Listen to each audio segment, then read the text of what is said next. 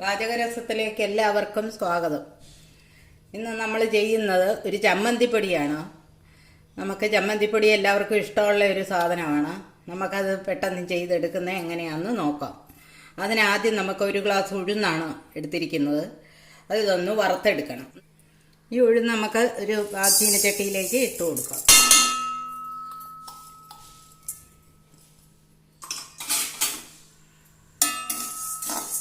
ഇതൊന്ന് ചുമക്കാറാകുന്നവരെ ഒന്ന് വറുത്തിങ്ങോട്ട് എടുക്കാം. ചുമന്നിട്ടുണ്ട്. ഇനി നമുക്കിതൊന്ന് ആറാൻ വേണ്ടിയിട്ട് വേറെ ഒരു പാത്രത്തിലേക്ക് മാറ്റാം.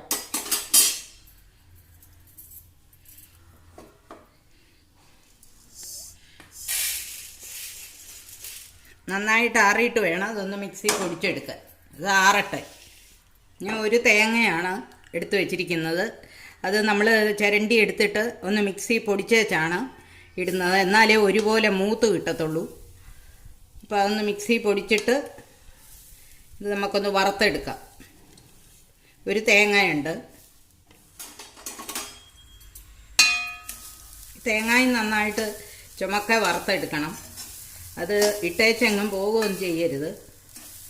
അതിൻ്റെ ചോട്ടിൽ നിന്ന് തന്നെ ഇളക്കി എടുക്കണം. ഇല്ലേ ചമ്മന്തി പൊടിക്ക് കരിഞ്ഞ ചൊവയും ഒക്കെ ഉണ്ടാവും.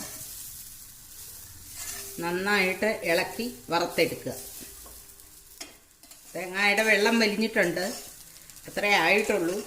അപ്പോൾ നമുക്കിതിലേക്ക് കുറച്ച് കറിവേപ്പില ഇട്ട് കൊടുക്കാം.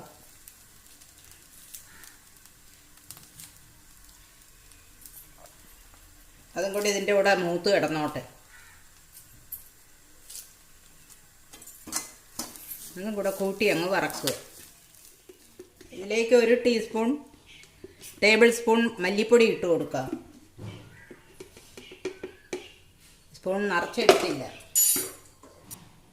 ഇനി ഒരു ടേബിൾ സ്പൂൺ മുളക് പൊടി ഇട്ട് കൊടുക്കുക. നന്നായിട്ട് ചുമന്നെങ്കിലേ ചമ്മന്തിപ്പൊടി കറുത്തിരിക്കുകയുള്ളൂ. എന്ന് വെച്ച് കരിഞ്ഞു പോരുത്. തീ കുറച്ച് വെച്ച് വേണം വറക്കാനായിട്ട്. ശകലം മുളക് പൊടിയും കൂടി ഇട്ട് കൊടുക്കുകയാണ്. ഒരു ടേബിൾ സ്പൂൺ കുരുമുളക്. ഒന്നുകൂടെ 2 ടേബിൾ സ്പൂണാണ് കുരുമുളക്. അതും കൂടി ഇട്ട് കൊടുത്തു. ഇതിൻ്റെ കൂടെ ഒന്ന് ചൂടായിക്കോട്ടെ എല്ലാം കൂടെ.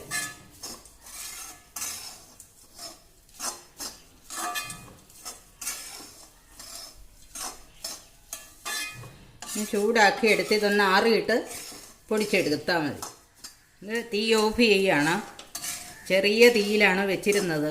അതുകൊണ്ട് ചീനച്ചട്ടി തന്നെ ഇരുന്നാലും കുഴപ്പമില്ല. നിങ്ങൾക്ക് വേണമെങ്കിൽ ചീനച്ചട്ടിയിൽ നിന്നൊരു പ്ലേറ്റിലേക്ക് കൊട്ടിയിട്ടോളൂ. അല്ലെങ്കിൽ അടി കരിഞ്ഞു പോകാൻ സാധ്യതയുണ്ട്. ഇതിപ്പം തീ കുറച്ച് വെച്ചിരുന്നതുകൊണ്ട് ഞാൻ ഇളക്കിക്കൊണ്ടിരിക്കുകയാണ്. തീ ഓഫ് ചെയ്തു. അതുകൊണ്ടാണ് ചീനച്ചട്ടിയിൽ നിന്ന് മാറ്റാത്തത്. മാറ്റി വേറൊരു പ്ലേറ്റിലേക്ക് ഇട്ടോണം. ഇല്ലെങ്കിൽ ഇത് കരിഞ്ഞു പോകും. ഇനി ഇത് നന്നായിട്ട് ആറട്ടെ. ആറിയിട്ട് പൊടിച്ചെടുക്കാം. ഈ വറുത്ത് വെച്ചിരിക്കുന്ന ഉഴുന്ന് മിക്സിയുടെ ചെറിയ ജാറിലേക്കിട്ട് ഒന്ന് പൊടിച്ചെടുക്കാം.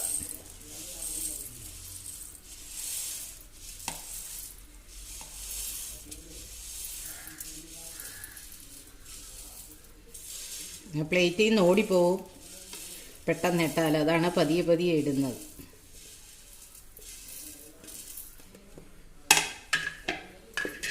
ഇതൊന്ന് പൊടിച്ചു കൊണ്ടുവരാം.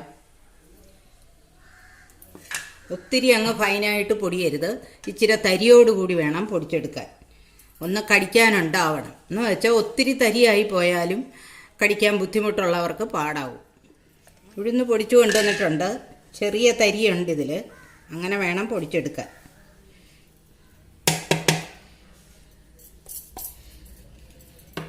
ഇതവിടെ ഇരിക്കട്ടെ. ഇനി വറുത്തത് വലിയ ജാറിലേക്ക് ഇട്ട് കൊടുക്കണം. ഇത് പൊടിക്കുമ്പോൾ കുറേ നേരം മിക്സി ഇട്ട് കറക്കരുത്. കറക്കിയാൽ തേങ്ങയുടെ എണ്ണ തെളിഞ്ഞ് ലിക്വിഡായിട്ട് വരും.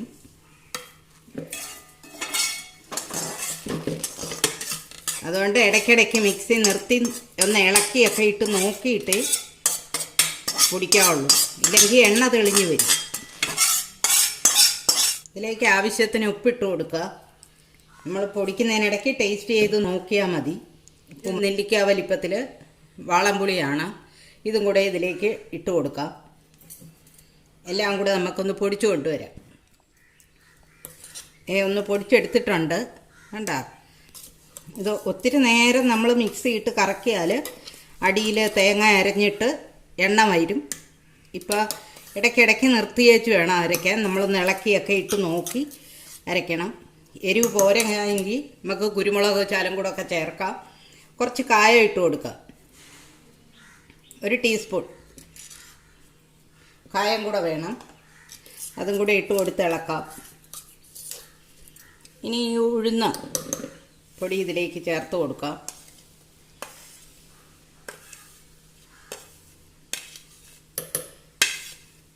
എന്നിട്ട് ഒന്നുകൂടെ കറക്കി എല്ലാം മിക്സ് ആകാൻ വേണ്ടിയിട്ട് ഒന്നുകൂടെ കറക്കി ഇങ്ങെടുക്കുക. അപ്പം ചമ്മന്തിപ്പൊടി റെഡിയാവും.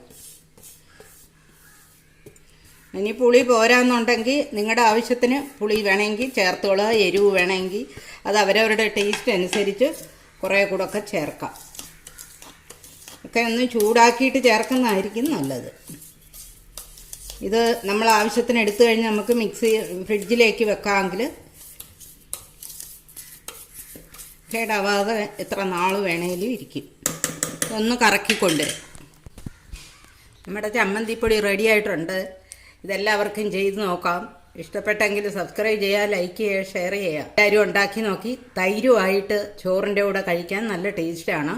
ഇതെല്ലാവരും ചെയ്ത് നോക്കണം. Okay, thank you.